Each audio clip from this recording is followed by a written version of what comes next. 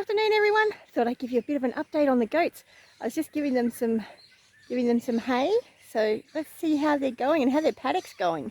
The initial plan was that this paddock was supposed to only be a small area for them for a short period of time, but my neck started playing up and all the dramas with the house, check out the roof saga, has meant that I have not had a chance to expand the system for the goats yet.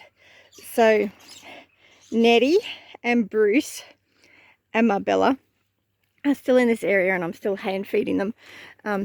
But we've just had about 70 mil of rain recently, and check out the difference in the paddocks.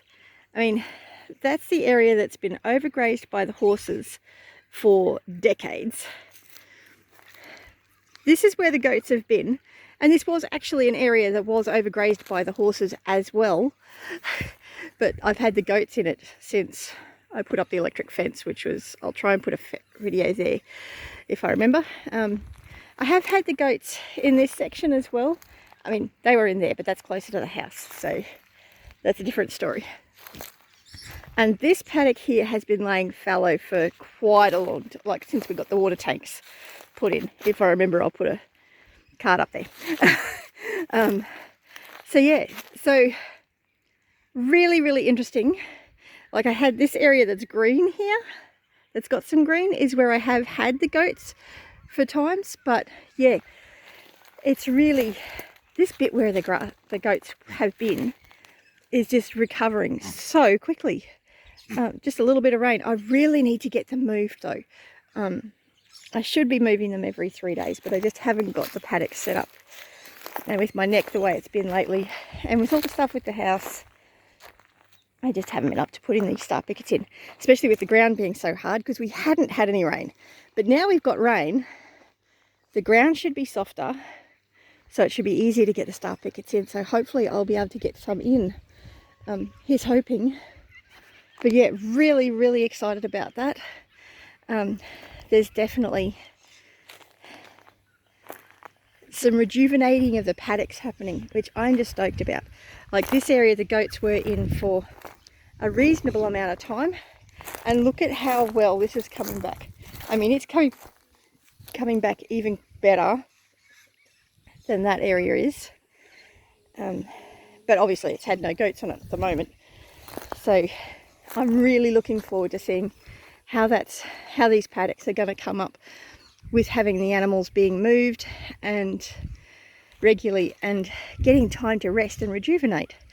So that's the big thing. I mean, obviously rain is the hugest part, but yeah, anyway, I'm really excited to see what's happening in there. But I'm also concerned because there's probably going to be a fairly high worm load in there, because the goats have been in there for so long, and because there's moisture now, and moisture plus grass is likely to equal worms in goats.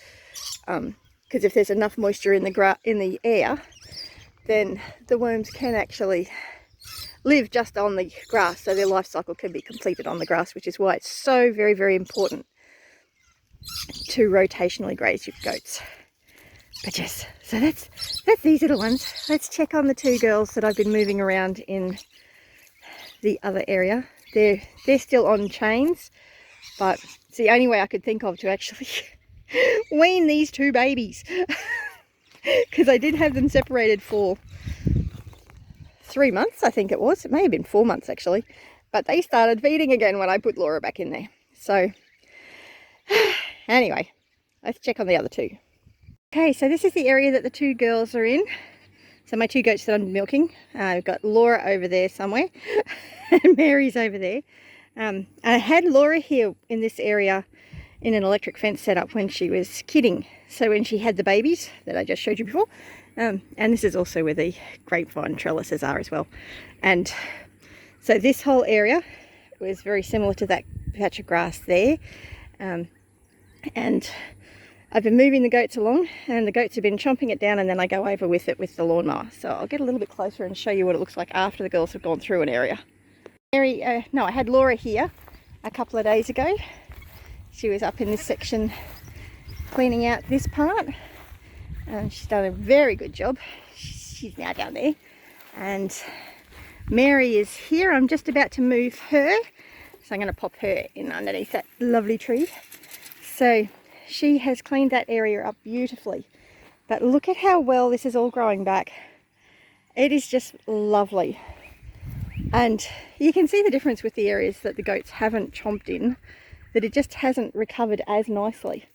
See, the grass really responds well to being grazed. Not that goats are grazing animals. It is much better to have them grazing trees and brush, but I haven't got trees and brush at this property at the moment. I'm working on it. So I got to grow it up first. But yeah, I got to get to and get organised. My girls need milking. And I'll probably move Laura as well. So yes, it looks like she's cleaned that area up nicely actually. So her chain doesn't go too far because I don't want to get entangled around these middle poles. Of course, I also don't want her to eat the grapevine that's here either. Not that it's doing much at this stage, but hopefully it'll come back. But yeah, so they don't eat it all, but they clean it up enough to make it so that I can see what I'm mowing, which is great.